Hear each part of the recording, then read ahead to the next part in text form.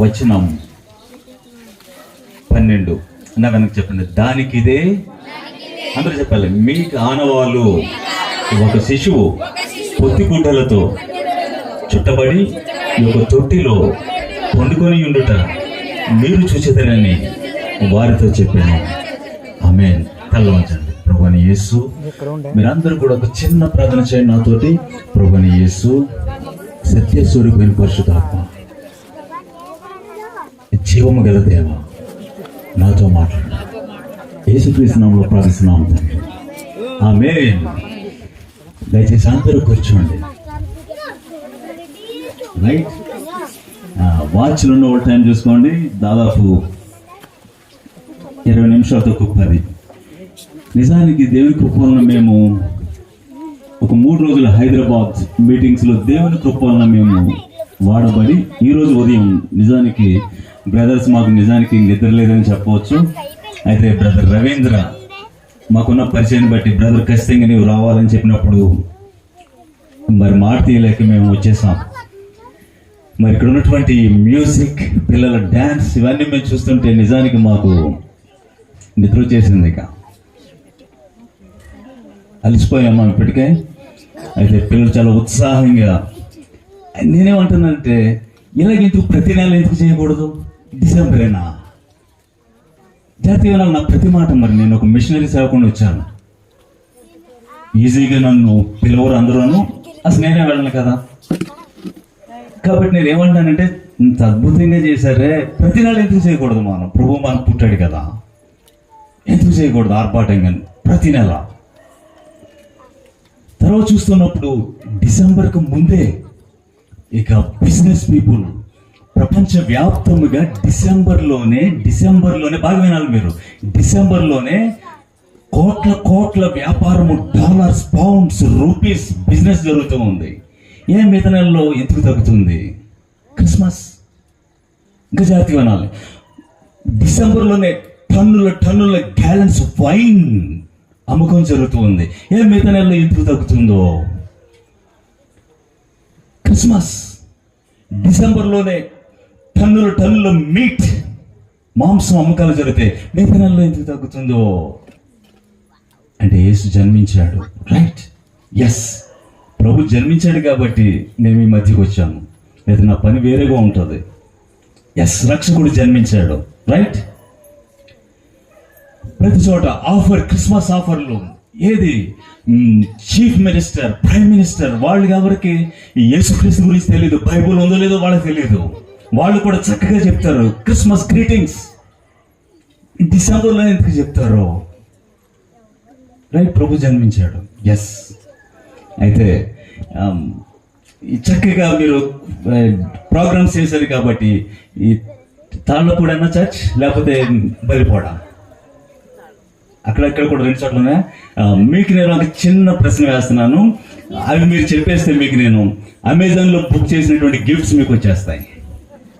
Flipkart, ఓకేనా? రెడీనా? Church, Tallapudi, బలిపాడు.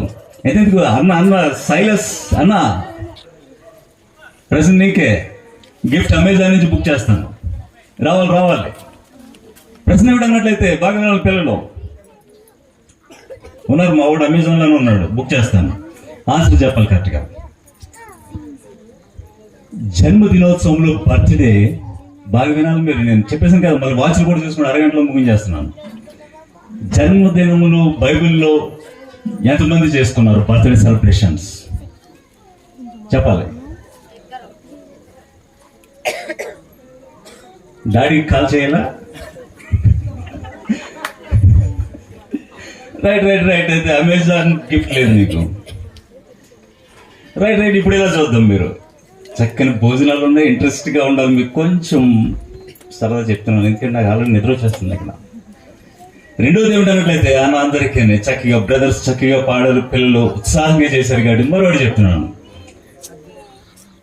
ప్రభువైన యేసుక్రీస్తు వయసు ఎన్నిసార్లు ప్రస్తావించబడింది బైబిల్లో?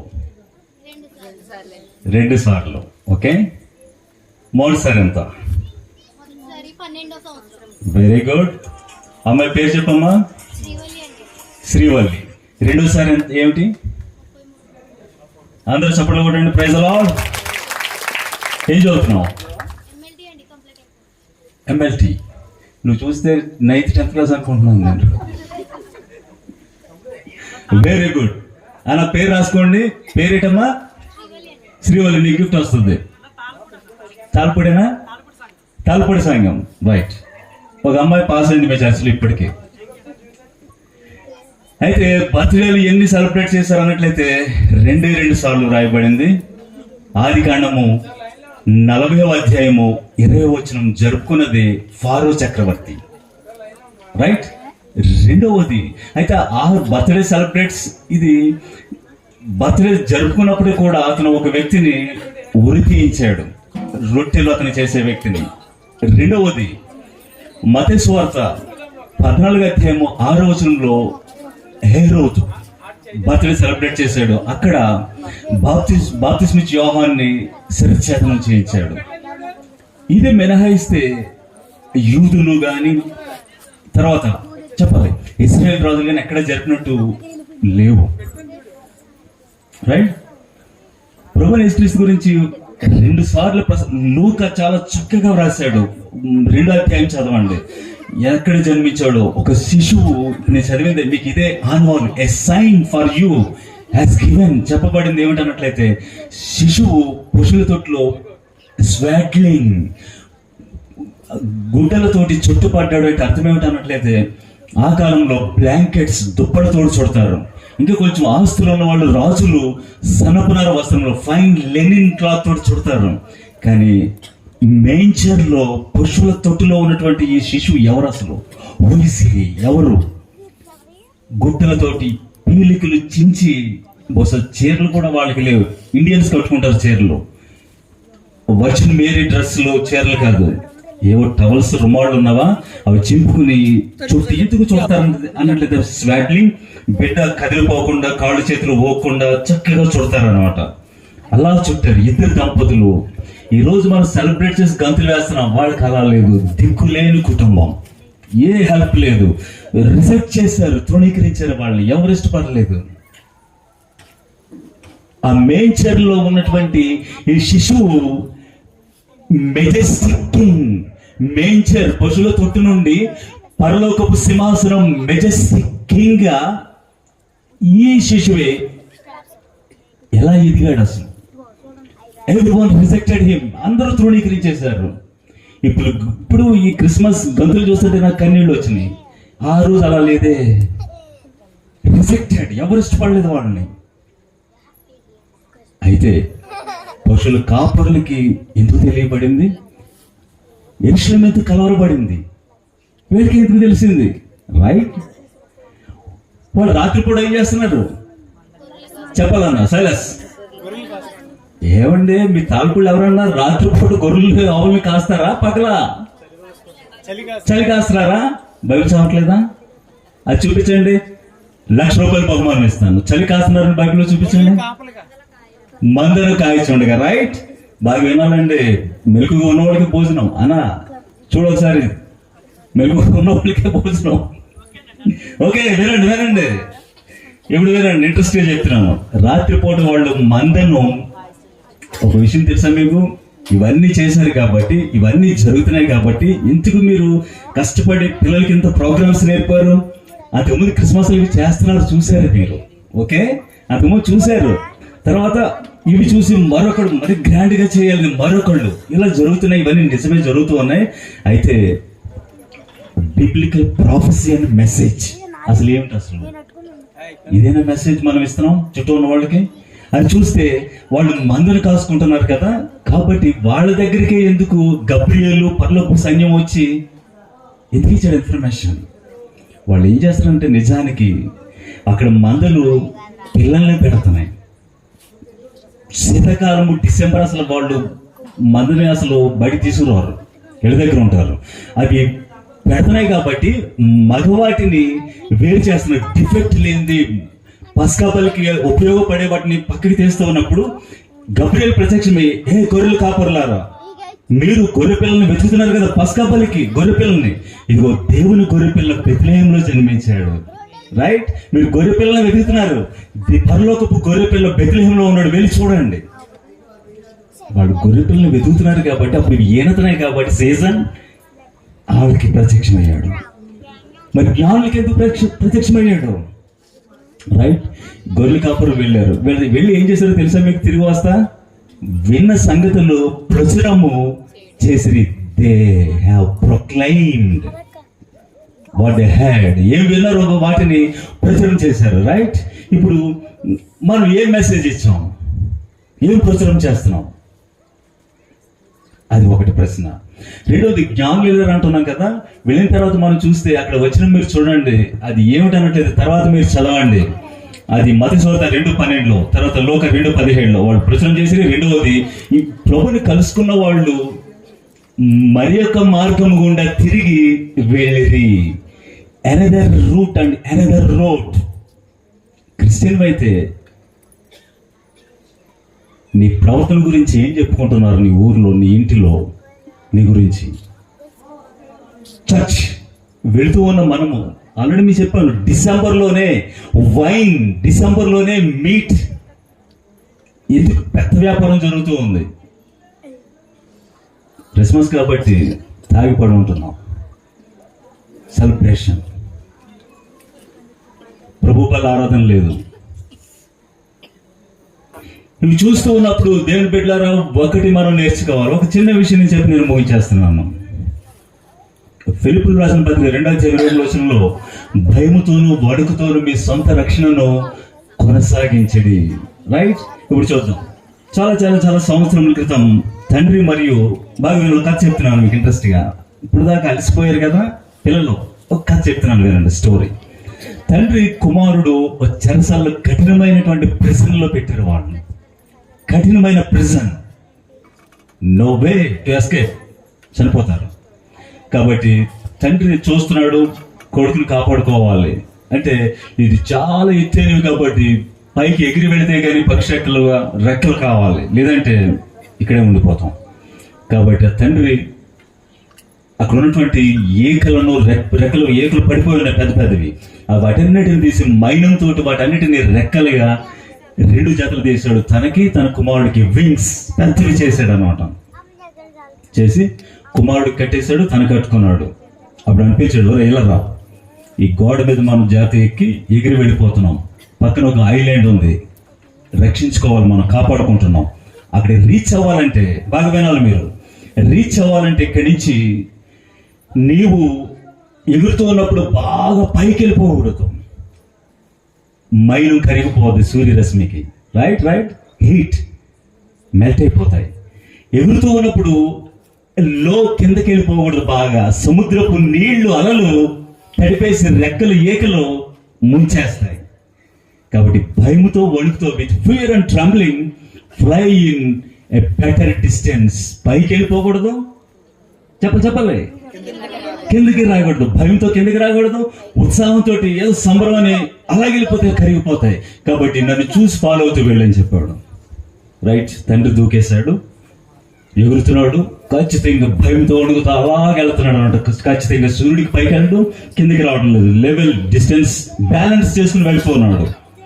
మరి కుర్రోడు కదా తర్వాత వచ్చేవాడు. రైట్? లోకం ఎలా ఉంటుందో తెలుసు కదా. కాబట్టి వీడికి ఉత్సాహం వచ్చేసింది, ఎగురుతుంటే పైకి వెళ్ళిపోతున్నాడు, ఒకసారి కిందకు వచ్చేస్తున్నాడు. వాడు తండ్రి వస్తూనే ఉన్నాడు కాబట్టి వీడు ఇంకా ఉత్సాహంగా పైకి వెళ్ళిపోతున్నాడు, పైకి వెళ్ళిపోతున్నాడు. తండ్రి ఎగురుతూ ఆ ద్వీపాన్ని రీచ్ అయిపోయాడు. వెనక్కి తిరిగి చూస్తే కొడుకు రాలేదు. ఏమైందిరా వీడికి చెప్పండి? వీడు పైకి వెళ్ళిపోతున్నాడు, ఉత్సాహంగా సంబరంగా పైకి. తండ్రి కంటే బాగా వెళ్తున్నాడు అనుకుంటున్నాడు, కానీ జరిగింది ఏమిటన్నట్లయితే ఆ వింగ్స్ కరిగిపోయి డామ్ అని మునిగిపోయాడు కింద పడి. రైట్? చర్చెస్ బివేర్, సంఘములారా జాగ్రత్త. ఉత్సాహంగానో సంతోషంగానో ఏదో మనం వెళ్ళిపోతూ ఉంటే కరిగిపోతాం. రాకడకు విషయం మీకు తెలుసా? ఆ కడబూర శబ్దము, ట్రంపెట్ మ్రోగినప్పుడు బైబిల్ ఏం చెప్తుంది? ఇద్దరు చోటే ఉంటారు, ఒకడు ఎత్తపడతాడు, మరొకడు ఎగిరి వెళ్ళేవాడికి వినపడింది, దిగబడిన వాళ్ళకి వినపడటం లేదు. ఆత్మీయ చెవులు పనిచేసిన వాడికి ఎగిరెళ్ళిపోతాడు.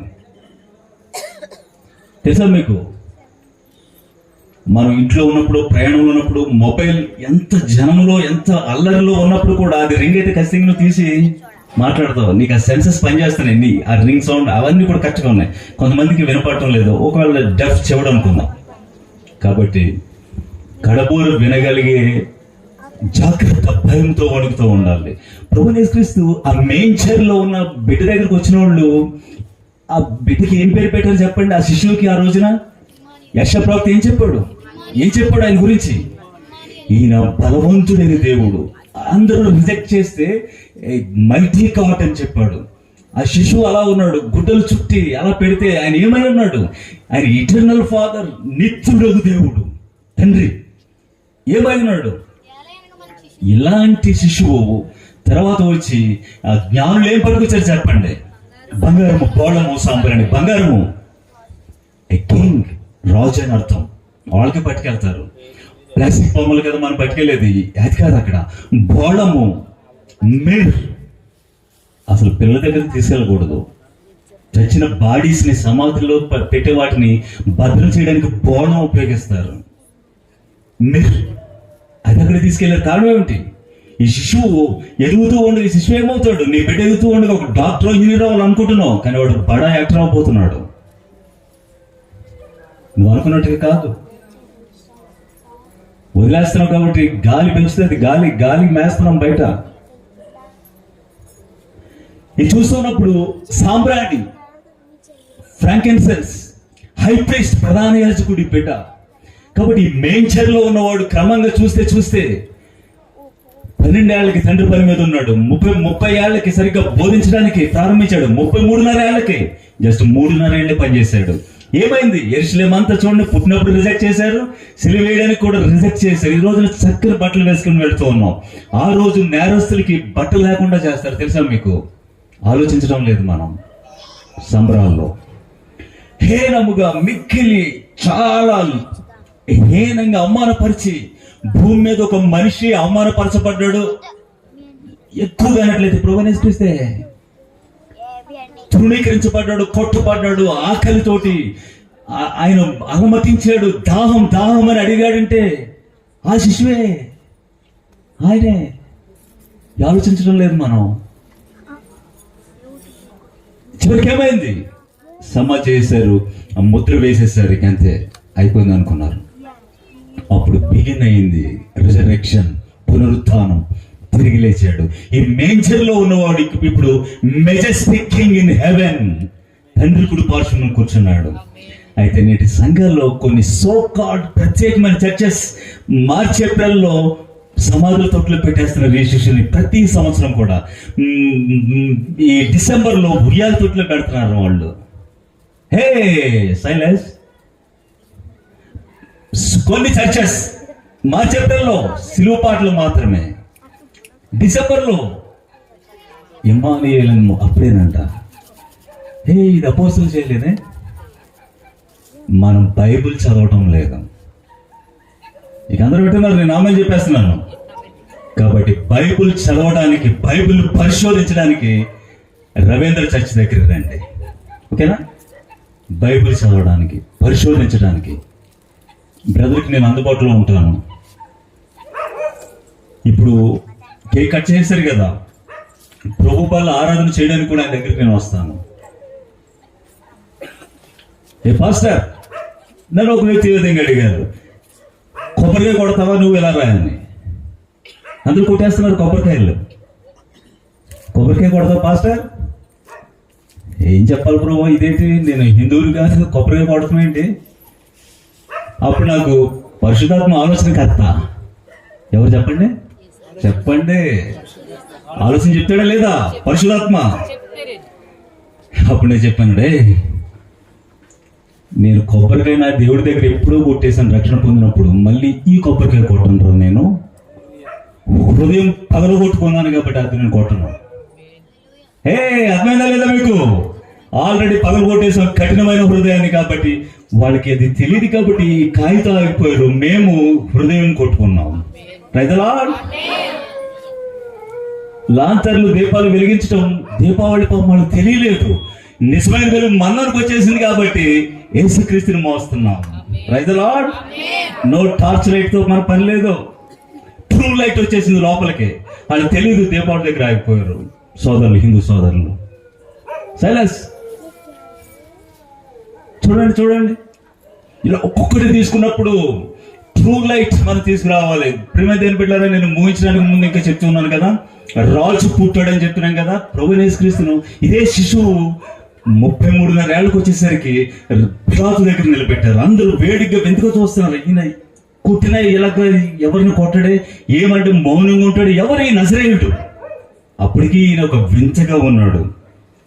కొంతమందికి తలరాయిగా ఉన్నాడు, తీసుకున్న వాడికి, విశ్వసించిన వాడికి. కొంతమందికి ఇదే మూలరాయి అడ్డుపండుగా ఉన్నాడు, తగిలేస్తున్నాడు ప్రతిసారి, వింతగా ఉన్నాడు.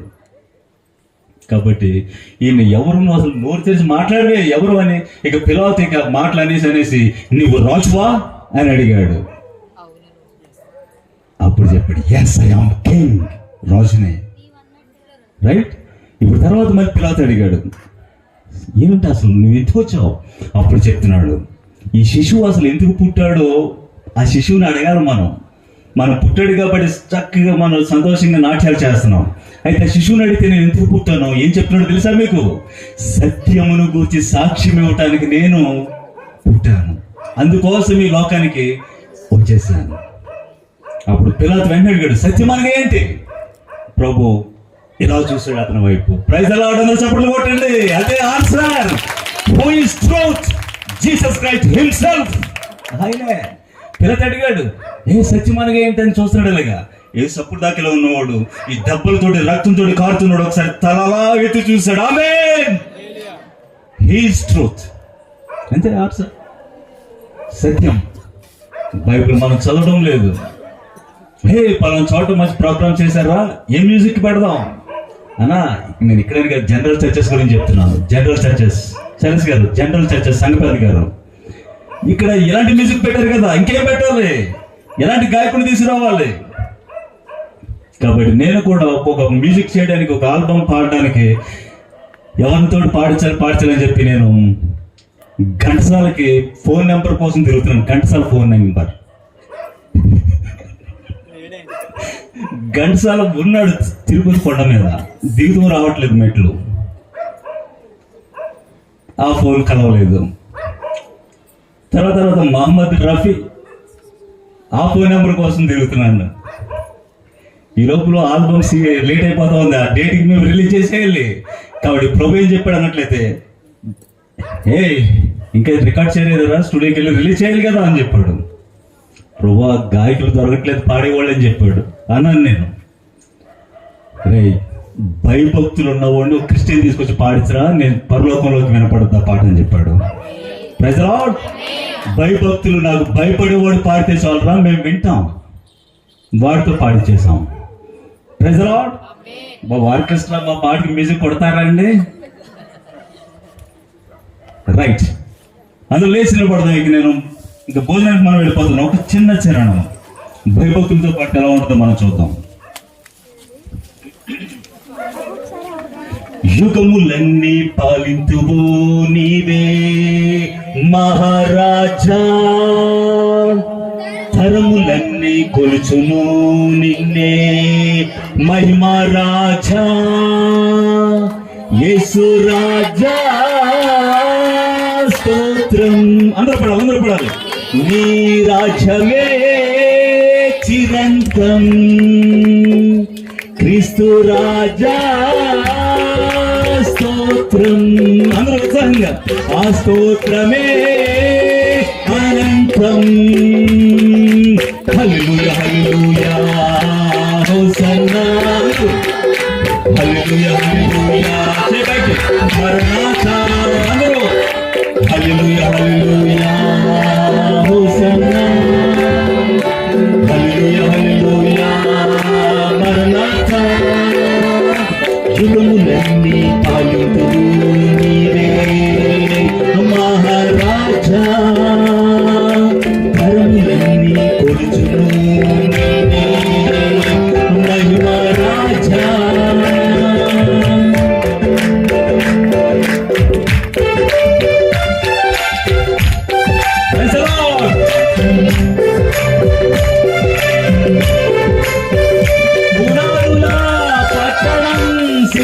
సిద్ధపరిచావు, సుస్థిరమైనది సియోనుపురం. పునాదుల పట్టణం సిద్ధపరిచావు, సుస్థిరమైనది సియోనుపురం. మా కన్నులను విడిచివేస్తావు ఆ దినమందు.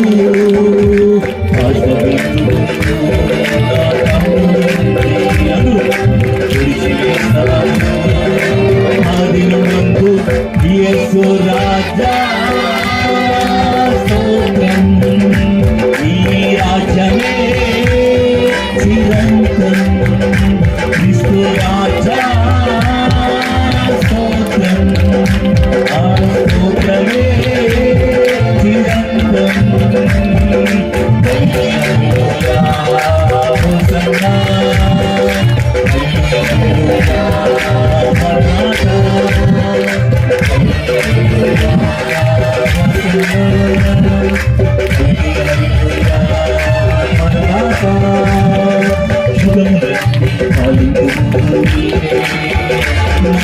రాజా రాజా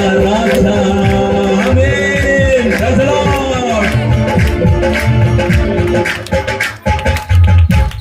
కాబట్టి ప్రభువైన యేసు పరలోకంలో ఇప్పుడు ఏనెల్లో ఇప్పుడు క్రిస్మస్ జరగటం లేదు. పరలోకంలో అంతా రెడీ అయిపోయింది సెకండ్ కమింగ్, తిరిగి రావడానికి.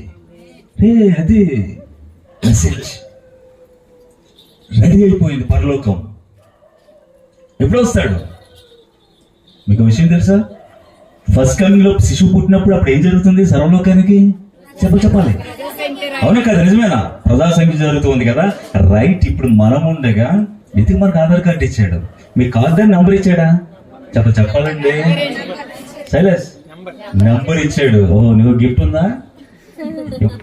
నీ ఫ్లిప్కార్ట్ లో బుక్ చేస్తానులే. నంబరింగ్ వచ్చేసింది, రైట్. ఇప్పుడేం జరుగుతుంది అన్నట్లయితే ఖచ్చితంగా ప్రపంచానికి నంబరింగ్ మొదలవుతూ ఉంది. డిజిటల్ నెంబర్, డిజిటల్ లైఫ్ విన్నారు కదా. డిజిటల్ అంటే అర్థమైతే ఇంకా టైం ఎలా ముందుకు వెళ్ళిపోతూ ఉంటుంది. దేవుని చిత్తమైతే మరొక సందర్భంలో మనం కలుసుకుందాం. ఇప్పుడైతే మరి అన్నకి నేను సమయం ఇచ్చేస్తున్నాను. మరి అన్న దగ్గర మంచి వాక్యం మీరు వినడానికి ఏ చర్చికి వెళ్ళిన వాళ్ళు అక్కడికి రండి. వీలైతే అప్పుడప్పుడు నేను కూడా వస్తాను. ఇంకా దేవుని వాక్యపు లోతుల్లో మనం భూతత్వంతో చదువుకుంది. ఎందుకంటే కొన్నిసార్లు మామూలు కళ్ళు కనపడలేదు, మనకి మైక్రోస్కోప్ లో చూద్దాం. ప్రైజ్ ది లార్డ్ అన్నారండి. Praise the lord. కాబట్టి యేసుక్రీస్తు కొరకు నడవండి, సిలువనెత్తుకు నడవండి. Praise the lord.